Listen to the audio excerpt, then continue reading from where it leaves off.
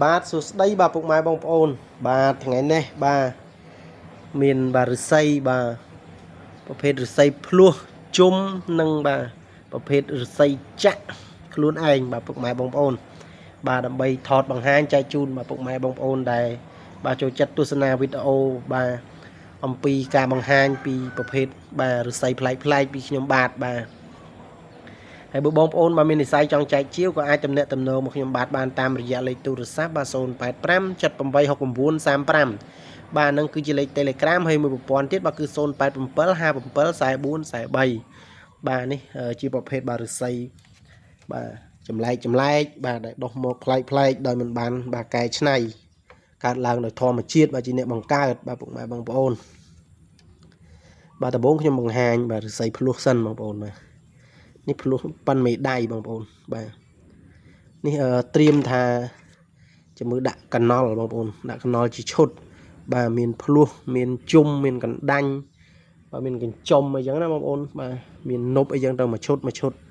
ដាក់ជើងកណុលបាទហើយលាបសន្លិចឬក៏ពាក់មីឲ្យ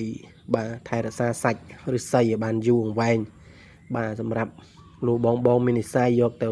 បាទដាក់តាំងនៅតាមកន្លែងលក់ដូរឬក៏ដាក់តាំងផ្ទះឲ្យបាទមានសោភ័ណភាពកាន់តែស្រស់ស្អាតចឹងទៅបាទហ្នឹងហើយជាមួយខ្ញុំរៀបជាឈុតឥឡូវចាប់ដើមលាងទឹកសម្អាតហើយឥឡូវនេះខាត់សម្អាតវែងហ្នឹងបាទហ្នឹងហើយឥឡូវបង្ហាញសិនដោយសារមានវីដេអូដែរបងប្អូនបាទ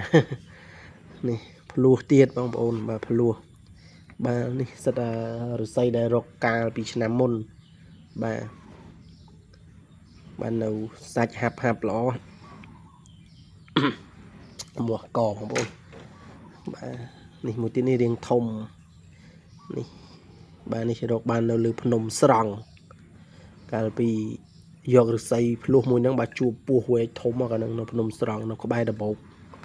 បាទនេះឫស្សីនេះក៏មុនខ្ញុំកាត់វែងតែឥឡូវកាត់ខ្លីដែរបាទដាក់វែងពេកបាទហើយមើលវីដេអូក្រោយបើមានភ្លោះមួយធំបងប្អូនបាទភ្លោះឫស្សីភ្លោះមួយធំបាទមួយនេះប្រភេទបាទឫស្សីនេះរាងប្លែកដែរបងប្អូនបាទ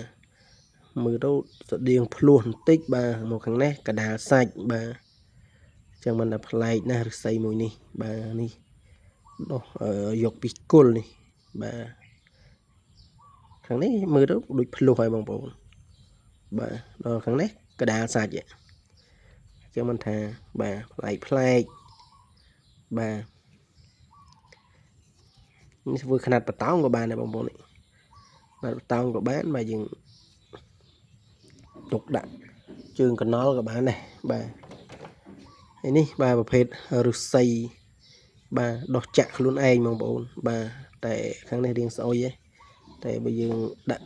ជើងកណុលមកក៏ស្អាតដែរបាទដោះកវេកវក់អញ្ចឹងមកបត់ចូលផ្លុកបាទនេះយកបាននៅខាងអាស្រមព្រៃមានបងប្អូនបាទនេះឫស្សីនេះនៅក្នុងទឹកបាទដល់តែស្រកទៅឃើញបងប្អូនទឹកពេលខែវស្សាទឹកពេញអញ្ចឹងទៅដល់តែខែប្រាំងស្រកបាទចូលទៅឃើញបាទហើយនេះបាទជាប្រភេទបាទឫស្សីភ្លោះបាតដៃបាទនេះក៏យកនៅបាទទឹកដីអាស្រមព្រៃមានដែរបងប្អូនបាទហើយកន្លែងខ្លះក៏រៀងស្អុយតិចតួចអញ្ចឹងណាបងប្អូនបាទប្រភេទភ្លោះបាតដៃគឺអញ្ចឹងហើយបងប្អូនបាទគឺតែងតែមានស្អុយតិចតួចតែបាទមើលរូបសម្រស់វិញមិនធម្មតាបងប្អូនតែនៅរឹងប៉ែបងប្អូនកុំឃើញអញ្ចឹងថាពុកផុយអត់ទេហាប់ល្អបាទធំបងប្អូនភ្លោះបាតដៃនេះធំជមើលដាក់តាំងទៅដឹងថាពិសេសហើយកន្លែងនេះដូចម្រាមដៃ5អញ្ចឹងបងប្អូននេះកូនដៃនាងកដាលចង្អុលនេះមេម្រាម5បាទចឹងមិនថានេះសិតតែជាប្រភេទបាទធម្មជាតិជាអ្នកបង្កើតទេដោះឡើងចេញពីដើមឫស្សីបាទយើងអត់បានយកទៅកែច្នៃពុតឬក៏បិទស្អីទេបងប្អូនបាទមើលចឹងមិនថាប្រភេទភ្លោះបាតដៃមួយក៏ពិសេសដែរបងប្អូនក៏ប្លែកដែរឫស្សីប្រភេទភ្លោះបាតដៃ ដើមឫស្សីភាគច្រើនដុះមកឆ្កលបាទមូលចឹងណាបងប្អូនតែនេះអត់ទេសំប៉ែតហើយបែកភ្លោះច្រើនណាភ្លោះតាំងពីនេះរហូតបាទភ្លោះនេះនៅអែបនឹងដីគឺត្រូវបាទភ្លើងបាទធ្លាប់ឆាបឆេះដែរតែអត់មានប៉ះពាល់អីទេចាំមើលដាក់ជើងកណល់ហើយចាំថតបង្ហាញម្ដងទៀតបាទនេះប្រភេទជុំមកនេះរកបាននៅក្រោយបាទព្រៃមានបាទក្បែរព្រៃមានដែរប្រភេទជុំនេះបាទគឺប្រភេទជុំដើមខ្វីនល្អណាស់បាទហើយចំណុចពិសេសប្រភេទជុំនេះបាទគឺចាក់ខ្លួនឯងនេះបងប្អូននេះដោះខ្នែងមកបុកចាក់ខ្លួនឯងបឹបបាទចាក់មកល្មមដែរបងប្អូនអត់ជ្រៅទេមកល្មមបាទចាំមិនថានេះប្រភេទជុំបាទហើយមើលវីដេអូក្រោយចាំបង្ហាញពីជុំបាទមាន3ដែរដើម្បីបង្ហាញបងប្អូនបាទនៅមានបាទច្រើនទៀតដែរតែអត់ទាន់ខាត់សម្អាតអញ្ចឹងបងប្អូននេះសិតតែខាត់សម្អាតហើយអញ្ចឹងក៏ឆ្លៀតបង្ហាញបាទហ្នឹងហើយបងប្អូនអញ្ចឹងថ្ងៃនេះមានប៉ុណ្ណឹងដែរដើម្បីបង្ហាញហើយជំនួយបាទវីដេអូក្រោយទៀតចាំបង្ហាញពីឫស្សីខ្លះព្រោះមួយរយៈនេះអត់សូវបានផុសពីឫស្សីសោះបាទហ្នឹងហើយបងប្អូនមាននិស្ស័យចង់ចែកជាវបាទអាចចែកជាវបានដាក់តម្លៃឲ្យធូរបងប្អូនយកកាន់តែច្រើនកាន់តែធូរអញ្ចឹងណាបងប្អូនបាទហ្នឹងហើយហើយរាល់កំហុសខុសឆ្គងក្នុងវីដេអូសូមពុកម៉ែបងប្អូនអធិស្ឋានផង